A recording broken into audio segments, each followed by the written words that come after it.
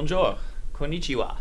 Hello, I'm Christian Wilwohl, and I'm the Study Abroad Program Director here at SUNY New Paltz. So today I'm going to be speaking about some of the experiences that I've had as a student and in my young adult life and how they've kind of led me to the point where I am now, professionally, personally, and academically. So just going to take a few moments to share my experiences with you. It's something that I'm really excited to be here today to speak with you all about, and it's just something that I'm very passionate about. Obviously, I wouldn't be working in international education if it wasn't something that I really enjoyed and was such a big part of my life. So if I rewind the clock about 20 years or so, I was a college student and I spent a semester in Geneva, Switzerland, which was really just a stepping stone for me to have other international experiences and really put me on the path that I've been on, for the past 20 years and probably will be for the rest of my life. So back when I was in college, I spent that semester in Geneva, Switzerland, again, a stepping stone for other experiences. I went abroad again after I graduated from college to France, where I taught English in Marseille for a year. After that, I went on to do my MA at the University of London, so again, another international experience. And then that led me to go to Japan for about 5 years, where I was teaching English. And then when I came back to the United States, I kind of, shifted into working in higher education, international education, with a focus on study abroad, helping American college students go and have, these really wonderful, positive, transformational experiences that I've had. And, it's just a wonderful thing that I'm able to do and, help students with those experiences and hear about them when they return. That's what I find really satisfying about my work. So when I'm not at work right now, I'm in the process of completing my my doctorate in international education. So I really do live and breathe all of this international, intercultural experience. It's just such a big part of my life. So if I go back to, the time when I was in Switzerland, I was there living with a host family. I was studying French. And Switzerland is a multicultural, multilingual country. So, to this day, I still have maybe some hard times or difficulty understanding how, these multicultural, multilingual people consider themselves Swiss, because in my mind, sometimes I associate, language with identity, and that's certainly not the case in Switzerland. It's more their common history and Alpine tradition that unites them across cultural and linguistic lines. So that's just something that I've always found very intriguing, about that country. And I remember, one of my host brothers joking with me, Christian, the French are either on vacation or they're on strike, just kind of joking about them. And, despite the fact that, 10 miles away it was France, my host family, the French-speaking Swiss, do have a different, sense of identity and mentality different from the French, despite, their close proximity, which I found really interesting.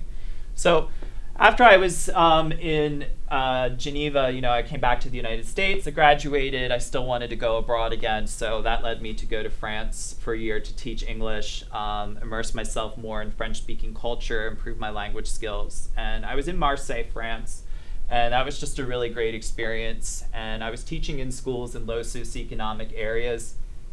And one of the schools that I taught at was kind of surrounded by HLM, so which would be the French equivalent of housing projects. So I think one of the misconceptions, at least that I had, when I was younger, is that people from maybe a low income or low socioeconomic status maybe aren't as interested in learning or maybe a bit lazy. And so my experience with these young students that I was teaching, about 20 years ago, was that they were really enthusiastic about learning English and just learning in general. And I just loved, going to that particular school, as well as the others, on a weekly basis. But that one in particular ended up being my favorite. I would play with the students in the schoolyard. I would sometimes have lunch with them. And it was just really, positive experience.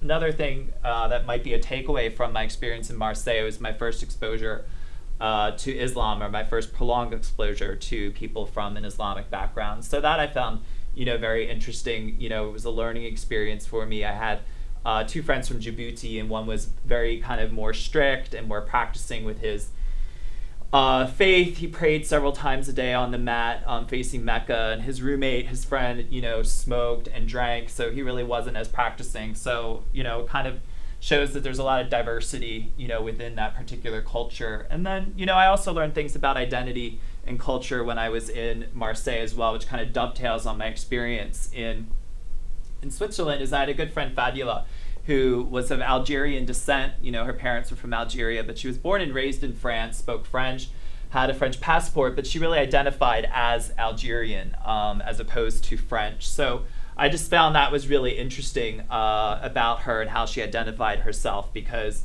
here in America, we often will, some people might hyphenate their identities. They'll say they're Chinese American or African American or Irish American. You just don't really have that construct in Europe. So that's kind of a difference between, our culture, their culture, how people in this country might identify themselves, and how people in other countries identify themselves. So just something that was interesting for me to learn along the way as part of my journey. And when I was doing my master's degree in London, again, a very global, intercultural, multicultural city, a lot of the similar things that I experienced in Marseille were just as, pronounced there.